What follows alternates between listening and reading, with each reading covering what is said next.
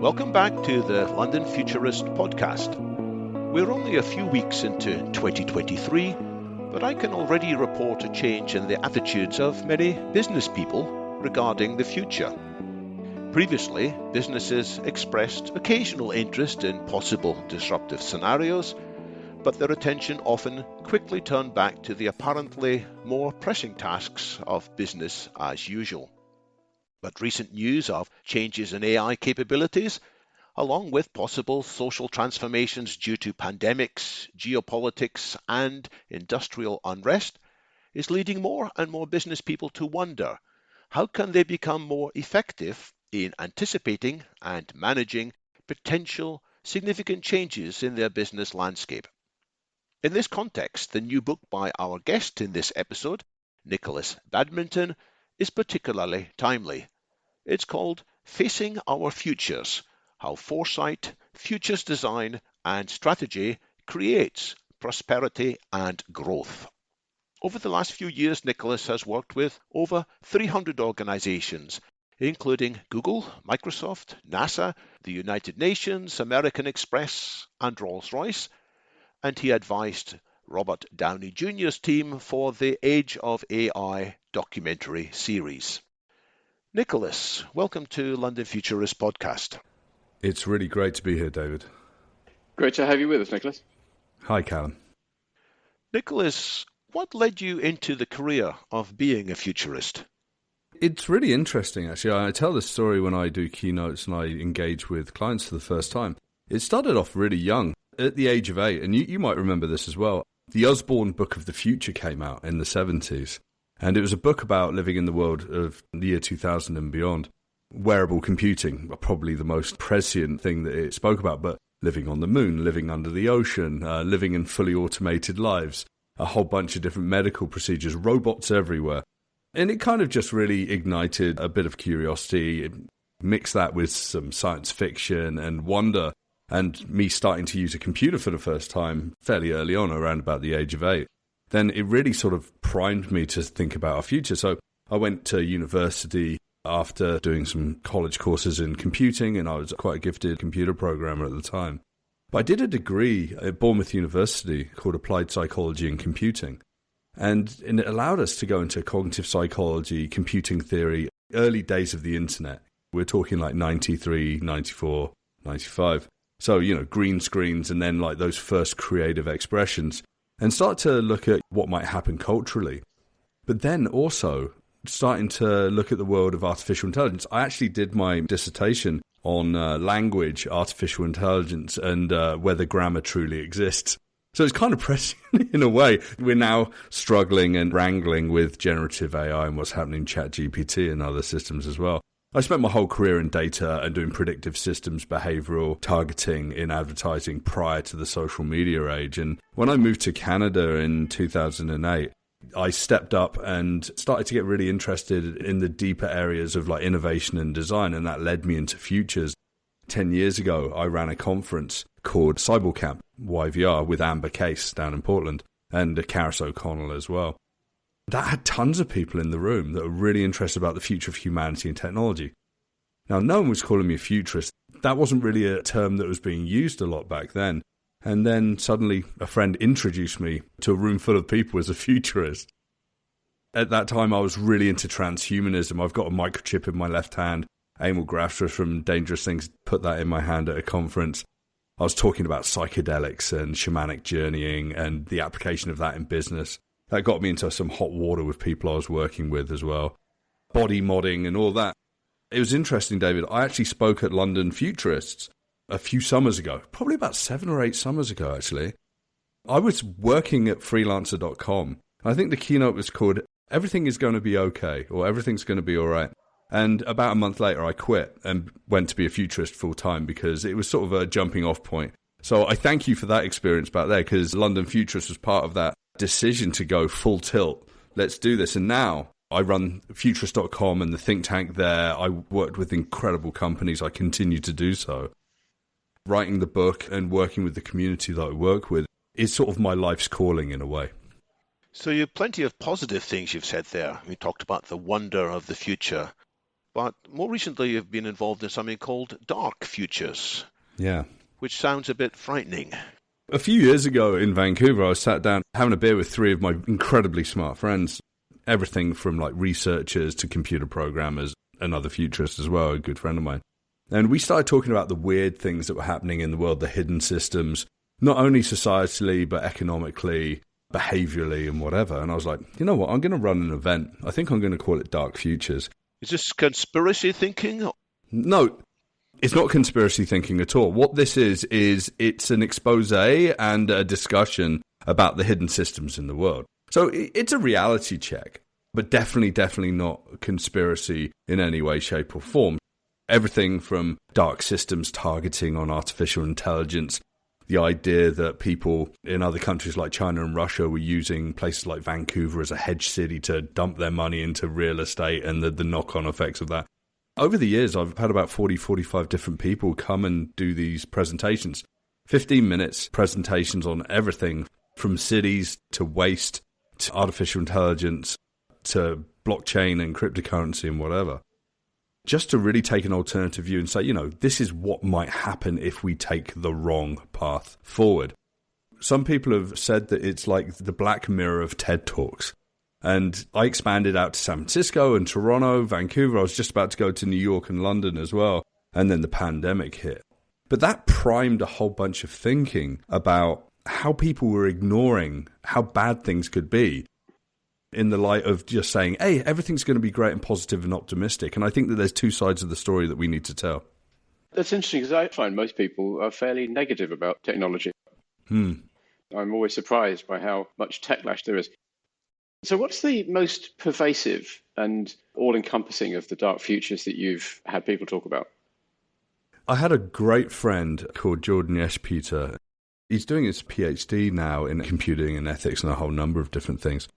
He did a talk on eschatology, the study of the end times from a religious perspective and how through history, through thousands of years, we've always expected there to be an end of days. It's interesting how that sort of grounds us. There's a bunch of stuff I researched for the book that never quite made it, like looking at Greek tragedy and the catharsis that came from watching suffering in the theatre and what that gave back to society in a positive way as well. Do you think we are heading towards an end times? As futurists, we tend to think we're either hitting the limits of what we're capable of, we're either going to transform out of that, or we're in collapse and decline. I like to think that we're in a constant state of collapse and we're trying to work out how to keep everything alive in the world, infrastructure and people, places and whatever. Humans are incredibly resilient. There's a lot of discussions about how climate is going to cause a whole number of catastrophes, and whilst it might happen in certain regards, it is generally overblown. How capitalism is killing a lot of free thinking and free ideas, how communism is doing the same thing and whatever. But is there an end point that we're all careering towards? I think that we're underestimating the resiliency of humans to survive. Sure, there's existential crises of nuclear war and whatever that sort of hangs over our head and have been hanging over our heads for decades. But really, outside of that, I think that we've got an incredible amount of hope. But I actually could talk about futurists being hope engineers. So that's what we do. I'm wildly optimistic. I'm a hope engineer. Still, after doing keynotes and work, my clients are saying, I thought you were going to be more optimistic. People are afraid to be real about the challenges that we've got. And once we're real and we can frame that, we can actually do something about that. So that's what I'm finding in the world, that people are kind of being nihilistic in a way, or they're just ignoring the challenges that are here. The subtitle of your book talks about prosperity and growth. What's your view on the quite widespread view that we have to go into an anti-growth phase, that we've already living with enough, we should expect to cut back rather than to flourish further? Yeah, degrowth is super interesting. I chat with a number of my friends about this. A member of the think tank, Bronwyn Williams, I think you've chatted to her before, chats to me about degrowth.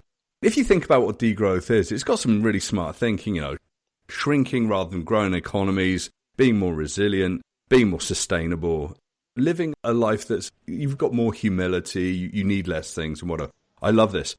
What I think is useful about the idea of degrowth or no growth is the fact that it's entirely imaginary. And because it's entirely imaginary, in futures work, that's incredibly useful. It's like Jack Fresco in the Venus Project, or Elon Musk saying that we're going to go and live on Mars, or even discuss Saudi building the line, a 172-kilometer oasis where billionaires are literally going to go and hide from the world's problems. These are ideas that challenge what we think the world is going to be today. And once we've got these reference points, signals, and that indicate trends, we can start to look at scenarios, start to tell stories, and start to really plumb the depths of possibilities in our futures. That's how I see degrowth, because I don't think at any time soon we're going to suddenly get to what I call a Star Trek future. Everyone works for the academy. No one's hungry. Everyone lives in a prosperous life in these white outfits, and suddenly equality is incredible. I think that we're born of struggle, and we're born of war and taxes. I think that these are deeply rooted societal structures and challenges that are not going to disappear very quickly. I think degrowth and all these ideas are absolutely fantastic. I'm really excited about things like regeneration and restoration and growth. So I'm excited about working out how we can take what we've got today and make it better, getting off of fossil fuels, building water resiliency, building food resiliency in the context of megacities. I'm excited about the circular economy, reduce, reuse, and recycle, working out how we disrupt that culture of waste that we've got that's been ignited by the Industrial Revolution. You say we are born of struggle. It's a fundamental aspect of our lives, and there's always wars and there's always taxes. Yeah. But isn't it possible that we might have less struggle of the sort that is so soul-crushing and despairing? After all, throughout history, women had to put up with endless childbirth and often early deaths. But thanks to technologies, thanks to birth control, thanks to education, thanks to general more abundance, a lot of that struggle has been changed, and it's a different kind of life. We have medicine which has freed us from the tyranny of many infectious diseases, not completely. So do you think it's at least possible that we will have a world in which there are struggles and stresses that we are happy with, rather than the struggles and stresses which overwhelm too many people and leave many people in despair and indeed kill people at an early age?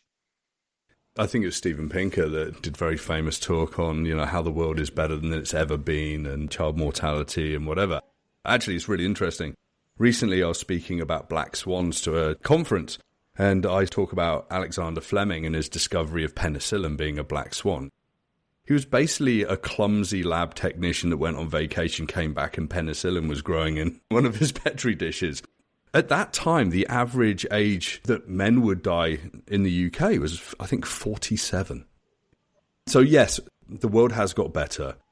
We've got to be careful that we don't fall into the whole abundance mindset dialogue that happens with people like Peter Diamandis and whatever, that suddenly says everything's going to be fantastic, everything's going to be much, much better. Because the world that they talk about is a pay-to-play situation. We've still got a huge amount of the world that's under a calorific deficit. We've still got a lot of wars and civil disobedience happening around the world. There's different challenges coming from CRINC, China, Russia, Iran, and North Korea. These tensions and struggle are there. We've gotten very good at tuning out a lot of that noise so we can live normal, healthy, happy lives.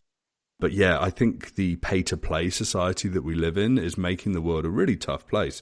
So for me to start thinking that the world is getting truly better in so many ways, I think that there's something around open medicine.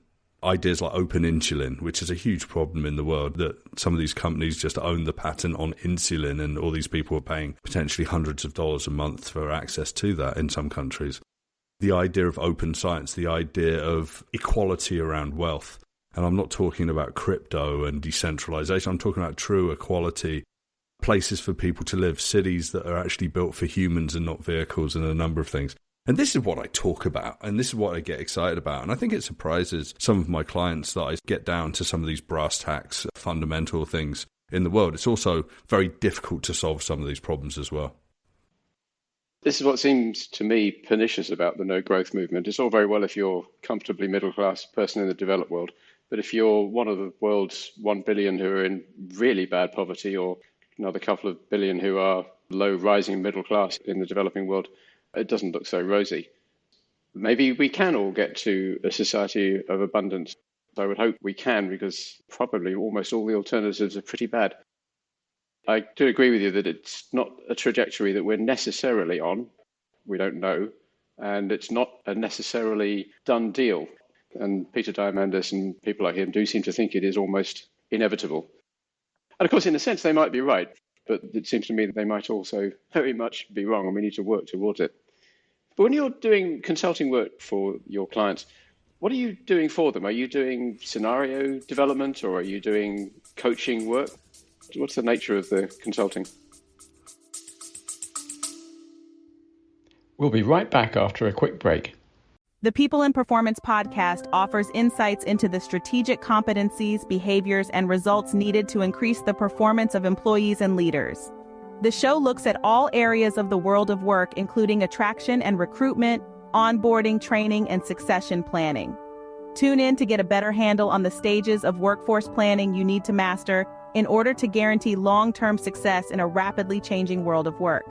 New episodes drop each week. Check out the latest People in Performance episodes on your podcast platform of choice. Follow us on socials and read the latest articles at pppod.com.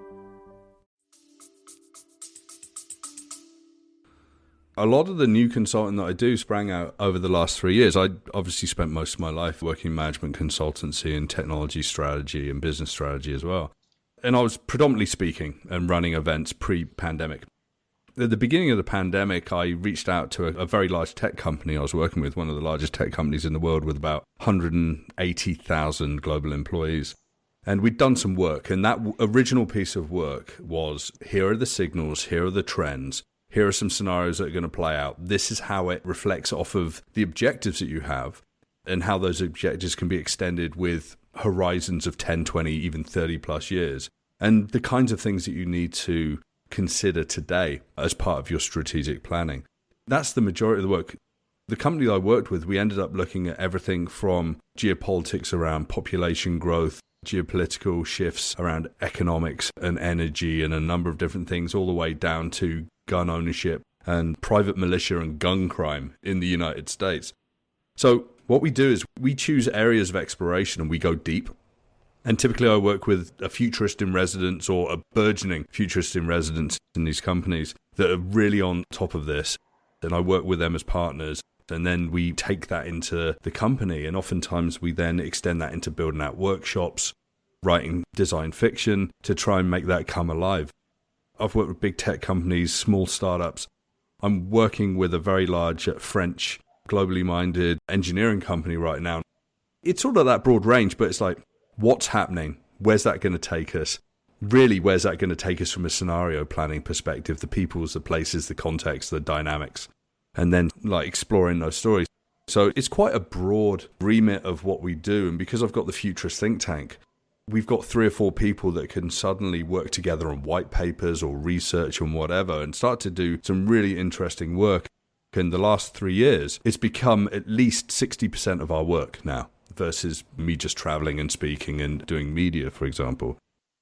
It's really interesting work. It's being constantly curious, but then helping clients being constantly curious as well. And that kind of woken some companies up to make much better decisions today. What are the examples of the better decisions some of these companies are taking? At the beginning of the pandemic, I worked with this tech company, and we realized that out of that huge employee base, there was a lot of people that were living on their own, and moving into a hybridized state of work or complete remote was going to have potential effects. Everything from alcohol abuse and drug usage, mental depression, deterioration of mental health. And I'd done some research with my friend Nick Black from Intentions around that, and we were finding that the world was more stressed, depressed, and narcissistic than ever before, pre-pandemic. We're actually going to re-baseline that this year, so it's going to be interesting to see how much worse it's got.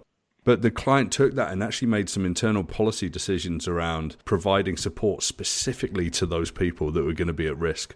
And I think that that's actually helped thousands of people become more resilient as well. And that's just one particular context. Some other things that I've done with clients is to be able to work out the context of using different forms of logistics and transportation in the ever-changing landscape of North America. And we identified new markets to operate in. I worked with another client to look at the potentiality of building incredible business in Africa. So there's lots of really cool stuff that we're doing, and it's very exciting to do the work. I can imagine there are people listening who will say, this sounds like a great career to get into. Yeah. What should they do? How do they become a futurist or something similar? Well, when I graduated university in 1996, I sort of started my journey to get to today, and it's been a lot of hard work. You can actually go to university and do degrees and PhDs, master's courses in foresight today. It's a lot easier. I'm actually going to be doing a course for Schulich School of Business here in Canada. It's the #1 business school in Canada, just to help prime executives. So you've got access to that. And I think like even 10 years ago, that wasn't readily available, or it wasn't really being promoted in the same way as it is today.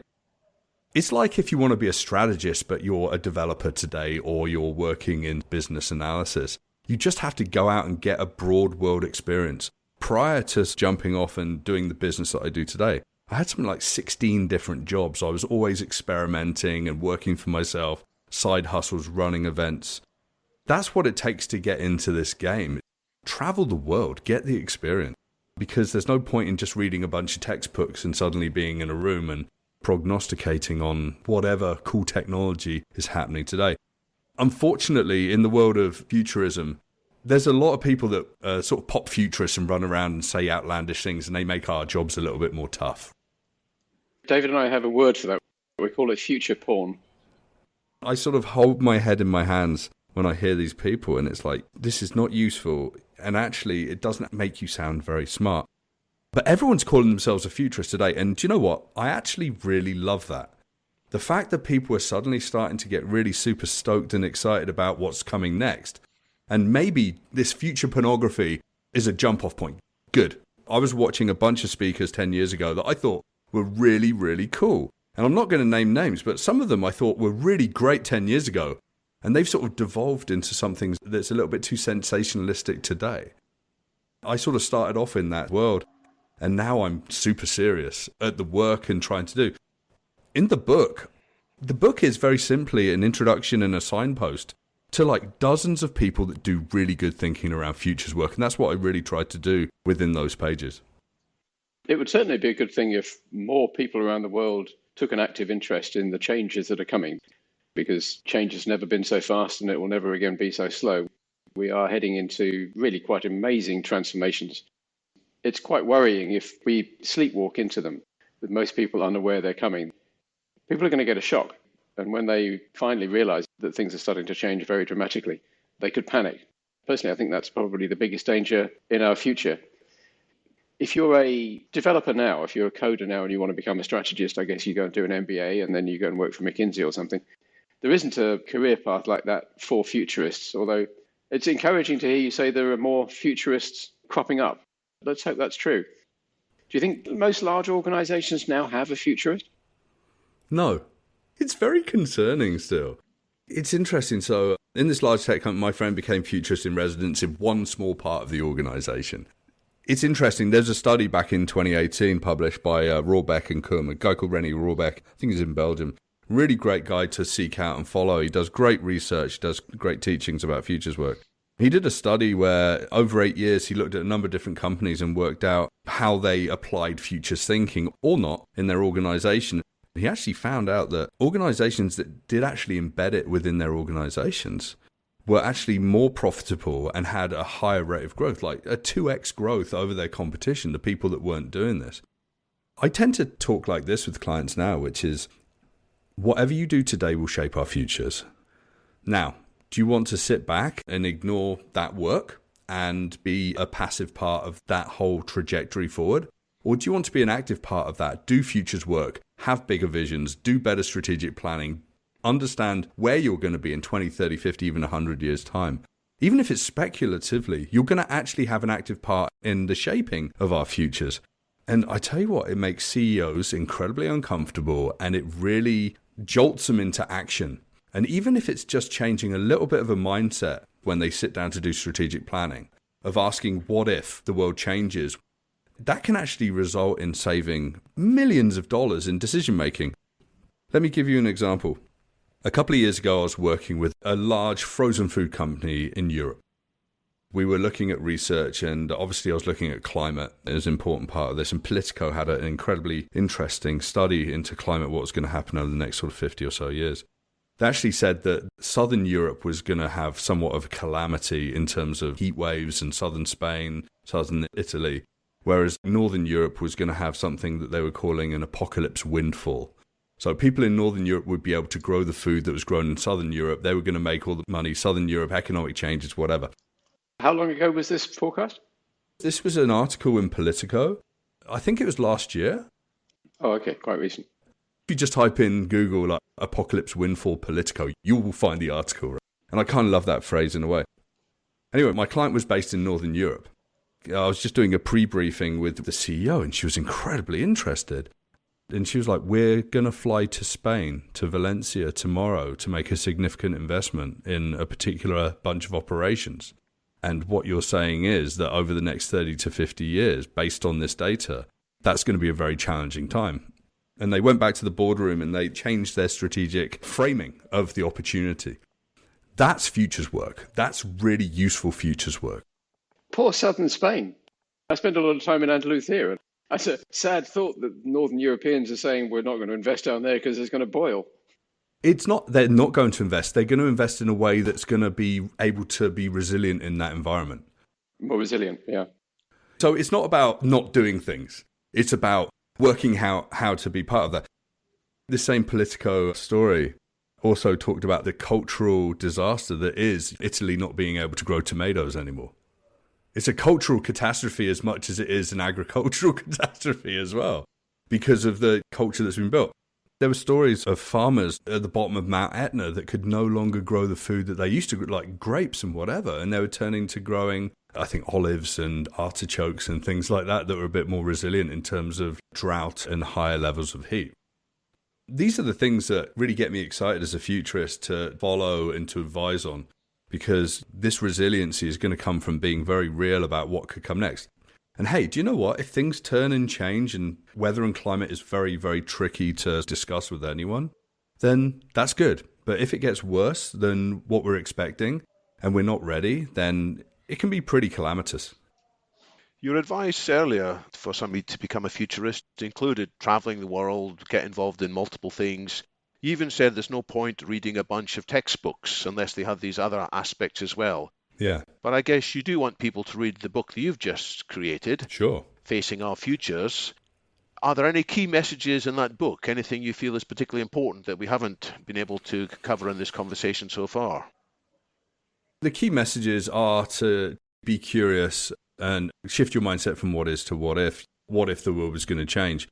Just even questioning that at a simple level within your organization is really useful. The book has actually got a positive dystopian framework in it that helps us look across two different pathways to our futures by setting different kinds of principles at the beginning. We have to consider how bad decisions today could result in bad situations in our futures. We're caught in a societal complex where we're afraid of bad news. Brexit is a great example. Let's not think about how bad it could be. And I remember in the UK when people were starting to say, well, here's everything that could go wrong. And all the people in the Let's Leave Europe camp like, no, we can't be negative.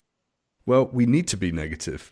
We need to be negative. We need to understand this trajectory. We need to understand how bad it could get if poor decisions are made, because history has told us that poor decisions have been made over time. I mean, we're 300 years deep in an industrial complex, and climate change is real, and there's still pollution, and oil majors are making more money than ever. So what do you do when you've made a really bad decision? What should the UK do? Now that it's gradually waking up to the fact that it has made a really bad decision, what should the UK do? Is it just waking up now to that? The majority is. Obviously, I'm British. I moved to Canada in 2008 when there was a recession, and I moved to Canada for a number of different reasons. I just knew that the UK was on a trajectory to be like it is today, and it's really, really challenging. It was also a place that was difficult to build the businesses that I wanted to build in North America. It was a lot more hopeful. It's a younger territory, let's be honest about it. What can you do once you made bad decisions? Learn from the lessons, be incredibly honest, be courageous and brave in saying that we've done things that are wrong. We need to make very tough decisions. I guess in the case of Brexit, ask for forgiveness in a lot of different places. Right? Do I think that the UK should wander back into Europe? I don't think it's that simple. I do think that people underestimated how bad it was going to be. And do you know what? Doing some futures work prior to the whole discussion of Brexit, David Cameron would have sat down in a room full of futures folks for a week. You could have seen absolutely everything that's played out. I absolutely guarantee it. Just in speculative scenarios. Would he have decided to go ahead? Well, David Cameron being an ostrich is kind of an interesting metaphor. One other thing in your book, maybe we can end on this, is you dedicate it to your partner and to your son, Maximilian, I think. Yeah. So what are your hopes for the future of Maximilian? So I'm 50 years old. I was never going to have kids. And about 5 years ago, I was sat down with a great friend of mine. We'd grown up together. He left school and didn't want to go to college and ended up being a musician, ended up being very senior in a lot of big tech companies advising the top tier. I was down there in Silicon Valley and I was like, why did you have kids? Because it didn't seem like that was going to be your trajectory because you're out there in the world having all this fun and doing whatever. And he said something quite poignant. And he's a designer and a futurist and really trying to build something around resiliency in new ways. And he was saying, who's going to save the world? It really hit me. And it became quite poignant to me that we can choose not to have children, and that's incredibly valid. But at the same time, if we do really hard work to get us progressing forward, and we've got no one that's at least going to pay attention to that and maybe take it forward, then that's a real shame. I'm kind of hoping my son's going to take an interest in this. He doesn't have to do this for a job, but certainly to be somewhat of a crusader for honesty and good and curiosity and creating resilient futures, because that's the only way that we're going to make the world a better place. I come back to an old Iroquois, North American indigenous nation, the Iroquois nation, to think about resiliency and long-term thinking. The Iroquois, a couple of hundred years ago, started thinking about seventh generation thinking, so about 500, 550 years into the future. Everything you do today is going to ring through time for the next 500 plus years. So choose carefully what you're going to do today. And me becoming a father has just given me a perspective around long-termism that's more real and visceral than ever before. So my hope is that Maximilian and his friends step up and really fight the crumbling complex that we find in the world. Everything we do today has consequences in the future. We shouldn't just be thinking about the consequences today. We might do things that are pleasant and reassuring in the short term, but will regret unless we have thought ahead, as you are advocating, Nikolas. I want to thank you very much for taking the time to share with us. We'll point people to your book in the write-up of this episode, and we encourage everybody as well who likes this episode to give it a 5-star rating and to tell your friends about London Futurists podcast. Nikolas, thanks so much for joining us today. Thank you, David. Thank you, Callum. Thanks a lot, Nikolas.